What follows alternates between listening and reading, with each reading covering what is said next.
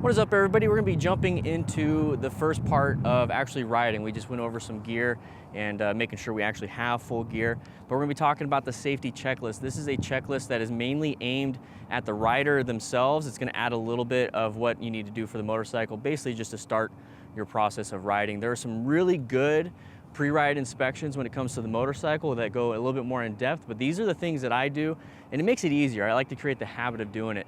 I typically start off when I get my gear on, and this is when I start the process, and then I finish and end on the bike. So this is the safety checklist. It's gonna start off with state of mind, assuming upcoming risks, fitness for the ride, equipment check, and tires and control check. So if you notice, it's gonna be a lot about the rider and a little bit about the bike. So let's go ahead and jump right into that. So what is your mental state? Are you mentally prepared for the ride? And the reason why I like to put that in there is that it does require your full concentration. The whole focus of riding is to stay focused. You don't want to go into white stage or brown stage, which we'll talk a little bit more about when we get to the MTC Rider stages. But the whole thing is that you are paying attention and grounded into the ride itself. You don't want to ground, you don't want to hit the ground, but you want to actually stay focused. It's like, I have these controls in my hand, I'm actually on the bike, let's focus here, and that's the main point here. So have you avoided any alcohol, drugs, or any other kind of medications? So if you've been having allergies and you're taking a bunch of Benadryl and you're sleepy, not a good idea, especially if you've been drinking or taking any kind of drugs. And that could be anything. It could be illicit, it could be legal, it doesn't really matter. If you have a prescription, but it still makes it to where your nervous system is depressed or even heightened state of alert, it's not a good thing. So if your nervous system is depressed, like with a depressant, like alcohol, you're gonna be slow to respond on a lot of things if it's on a high. So I don't recommend taking meth or Adderall and stuff like that, unless you, I don't know, Adderall unless you need to, but that's gonna jack up your nervous system. It's a stimulant. So be very aware of that. With a stimulant, you're gonna be super duper high alert, focused on a bunch of different things, and then you're gonna be going fast. You're gonna basically go where your nervous system goes. So you wanna have this nice, clean nervous system when you get on the bike.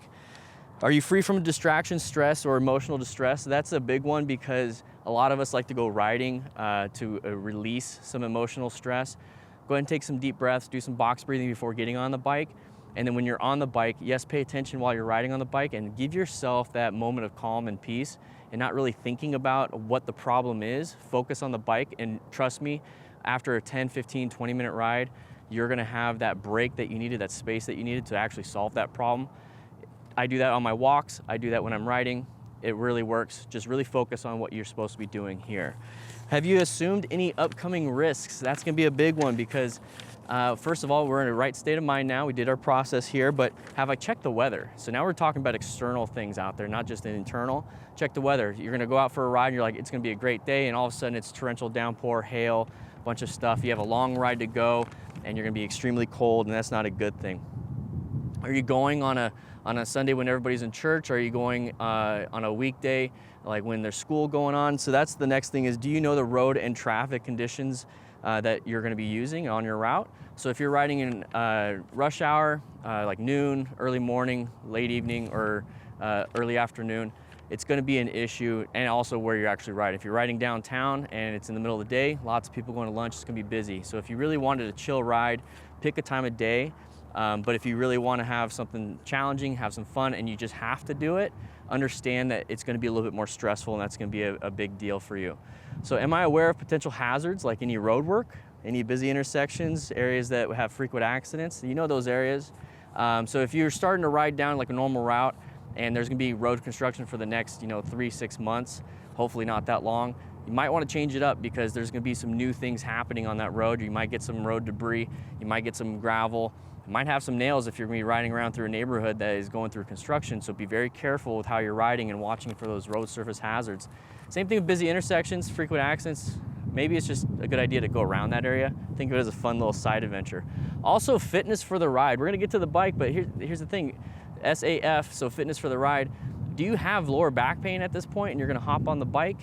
It might make it worse. It might make it to where you're gonna be in an uncomfortable position and that's all you're thinking about, and then you're not handling your controls, you're not focused on what you should be doing. So be very careful with that. Also, if you're just really tired and fatigued because you didn't get any rest, that's not a good thing. So if you're like, I gotta go for a nice long ride with my buddies on Saturday morning, don't go stay out late Friday evening. Be ready, be hydrated, be everything. Just have a good meal, so that you're not tired and you're grumpy and you start riding like a dum-dum. So just make sure that you're actually not fatigued, you have good rest, you had a good meal in you, and then that's the next thing, is make sure you're properly hydrated and well nourished. That's a huge one. I always like to bring extra water. I like to bring some extra snacks, even some emergency snacks in my backpack or saddle bag, just in case. Nothing that will melt, you know, so peanuts and stuff like that, those are good for emergencies. Give yourself some extra calories if you're starting to feel a little bit low in your energy. It's gonna help you out. Try not to drink a ton of energy drinks. That also goes back to being like in a stimulant state. Actually get some real good calories in there. All right, so equipment check. I like to do this, and this is mainly for my actual gear. When I'm putting on my boots, I'm making sure the zipper's doing well. I'm taking a quick look, any damage to the boot. Okay, not really. And I know what my boot looks like, so I can easily put it back on. And then same thing for the pants. I'm checking the zippers, checking the pockets, everything looks good. There's no oil stains, there's nothing crazy going on with the pants. And then I go to the jacket, and then I do the same thing for the gloves, and then I do the same thing for the helmet. And I'm doing that as a process while I'm getting the gear on. So it's allowing me to stay focused on that. I'm actually gonna be hopping on the bike pretty soon. So are your reflectors and lights working? So I'm gonna go ahead and grab this camera right here. I'm gonna go ahead and turn on the bike. We're gonna get into actually motorcycle operation pretty soon. So when we talk about, you know, the actual lights and reflectors, I wanna make sure that I'm indicating where I wanna go, and so that I'm being a cooperative rider. So I'm turning on the motorcycle right here. So it's in neutral, it's pretty good. On the left side is gonna be a lot of the accessory controls. The right side is gonna be a lot of what you actually need to use, so engine shut off. We're gonna go over all that. So on the left side, I have my indicators right here. So I like to just come up to the bike while it's in neutral and turn on the left indicator, and then yes, it is working. So I wanna make sure it's working. I can see that it's working right here. So then I'm gonna go ahead and switch over to the right. I'm gonna do a quick walk around. While I'm doing the walk around, I'm just kind of looking to see if there's any oil too on the ground. Okay, that works really good. That's actually illuminated the whole time. That's pretty nice. It's good to know and learn about my bike. And then same thing when it comes to like my actual gear. It's like, it's super dirty, because these have natural reflectors on them. And if it's really dirty, it's not gonna work. I wanna be kind of lit up when somebody's shining a light at me when we're riding at night. But this is really good when it comes to actually riding anytime. You wanna check your indicators, you wanna check your lights. Do your brake lights work? So I have my brake light right here. I like to come up to the front and squeeze and get a good look. Okay, that works. That's good. Same thing with the rear brake. So I'm gonna push my foot on the rear brake, and I'm gonna do the indicator.